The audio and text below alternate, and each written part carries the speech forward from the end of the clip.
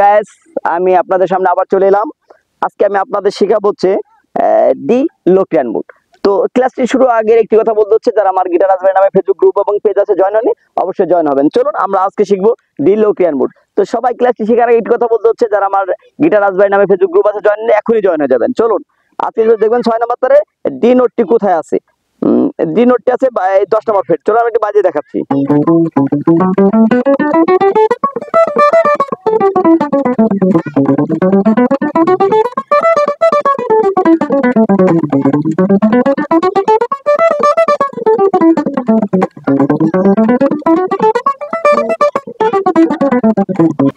তো আমি একটু দেখিয়ে দিচ্ছি আপনাদের।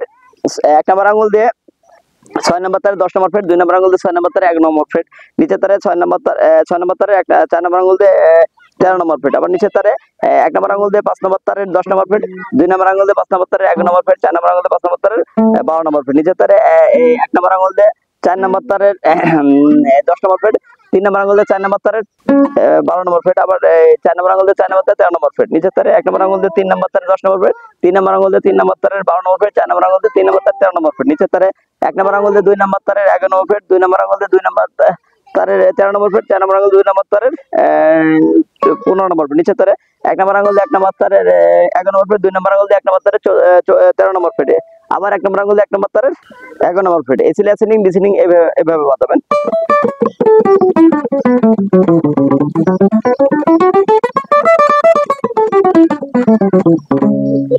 ক্লাসটি সবাই ভালো মতো প্র্যাকটিস করেন। ভালো থাকবেন, সুস্থ থাকবেন। আল্লাহ হাফেজ।